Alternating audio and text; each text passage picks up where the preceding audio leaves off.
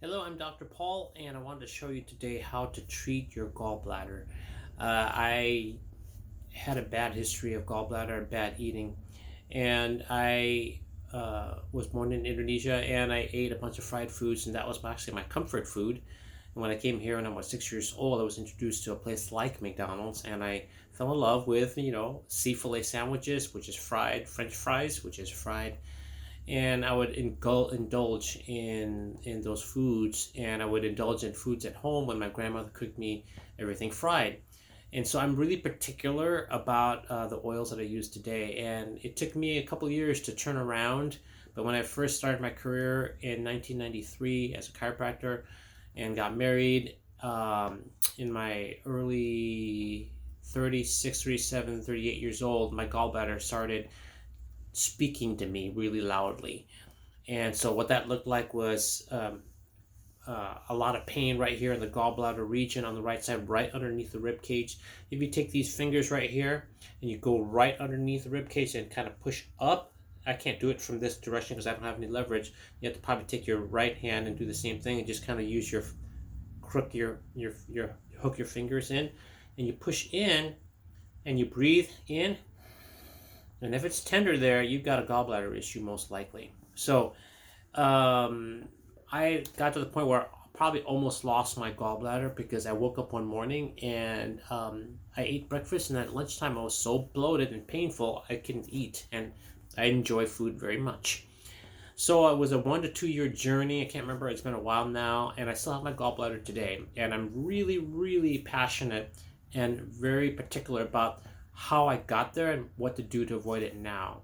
So the first step is avoiding bad oils, and we're rampant in our society with bad oils. So if you stay away from processed foods, you'll stay away from bad oils, because processed foods is what mainly is contained in contains the bad oils. Okay, so whatever bad oil it is, any of the vegetable oils are the worst. So you got canola oil, sunflower oil, safflower oil. Are the main peanut oil, soy oil, corn oil are the main bad oils. Not only are they, many of them, GMO, which is genetically modified, but they're fried, and they were meant to be fried. And so you got the best of both worlds, GMO and a fried vegetable oil, which many vegetable oils are not made to be fried. They're made to eat cold. So not only do you have that problem, but then they extract the oils in hexane, which is a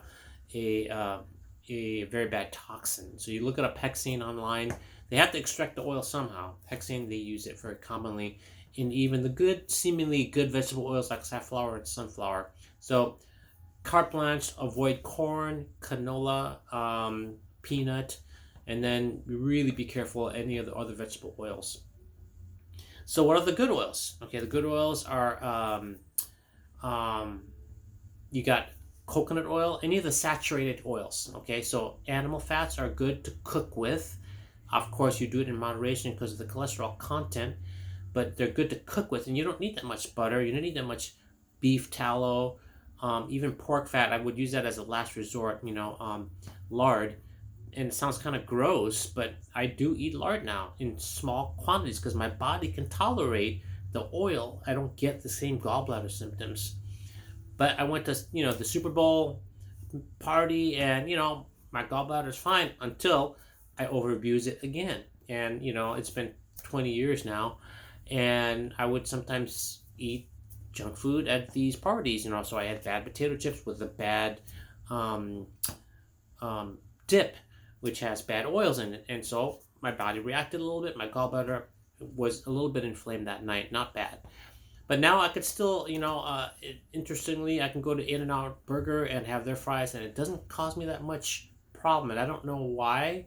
It could be because the French fries are 100% potatoes. I don't know, because I'm sure they use a vegetable oil to cook. But I'm grateful because I like In-N-Out.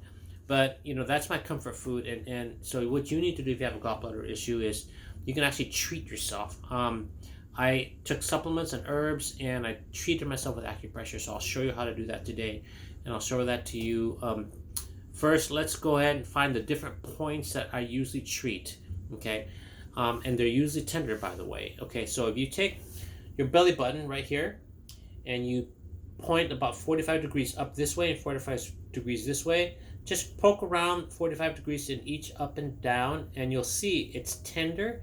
If it's tender, just rub it out, okay? And rub both of them. If it's not tender, just move on to the next point. I have a little bit of tiny tenderness right there. The most common points for gallbladder issues are right here, right over the gallbladder and liver itself, okay? So right here, for me, is often tender. Okay, so here's the bottom of the rib cage, so about 2 inches up, and then almost like a 30-degree angle this way. It could be different for you. But if I rub right there, ooh, yeah, right there, it's a little bit tender, okay? And you could just rub it, you know, or you could hold it. And I have special technique that I developed for myself, which is too hard to explain at this point because it took me many years to develop it. But, you know, just rub it until the symptoms go away. That's the best way that I could explain it.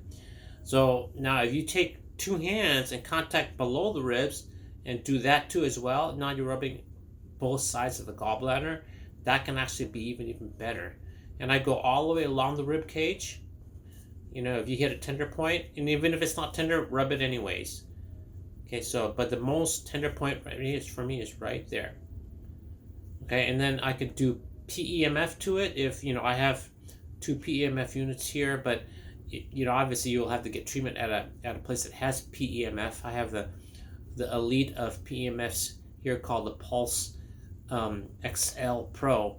And if you can find a practitioner that does it, you can do that as well. And a chiropractor would be ideal because I would adjust right in the mid-back area. That nerve that goes to the gallbladder from the back needs to be adjusted sometimes. But just eat alone, just doing this can make a big difference. And then I would go all the way to the center right here too.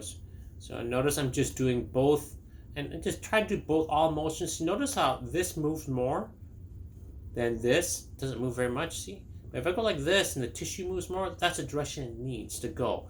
This is a little trick. So if you move it and it moves more this way, that means that you have to kind of trace it going back in that direction and push it in this direction. That's where it's tight. So if it moves this way more, you're gonna kind of go a little further in that same direction and then move it the opposite direction. Okay? So it moves this way more, move it this way. So now I'm kind of moving it like this. Now I'm kind of surrounding the tender area, and that would make a big difference. Eventually you'll probably start burping and the symptoms will go away, okay? So this is a great technique to do. Now, if you can reach to the back, take a knuckle, put your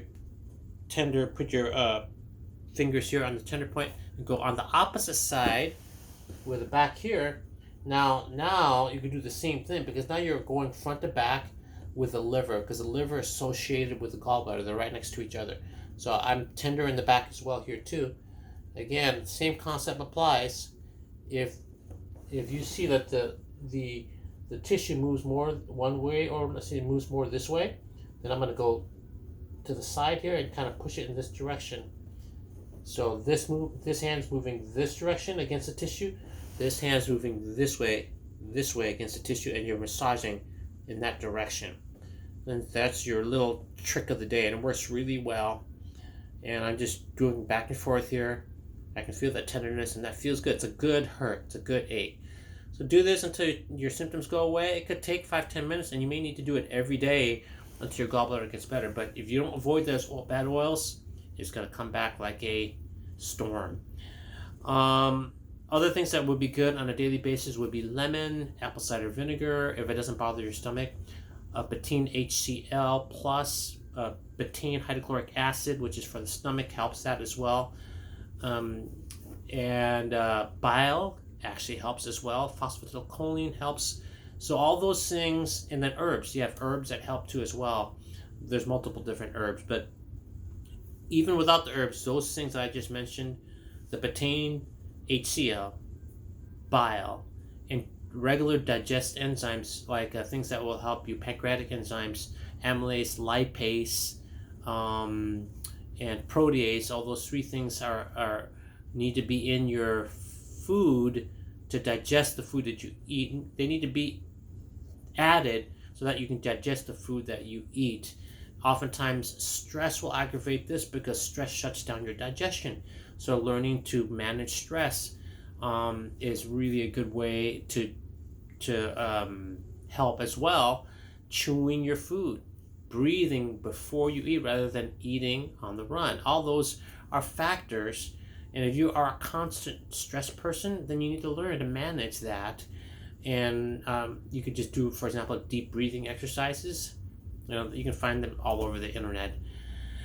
When you take a deep breath, after 3 or 4 deep breaths, you just feel more relaxed. And it's just a natural process of the body.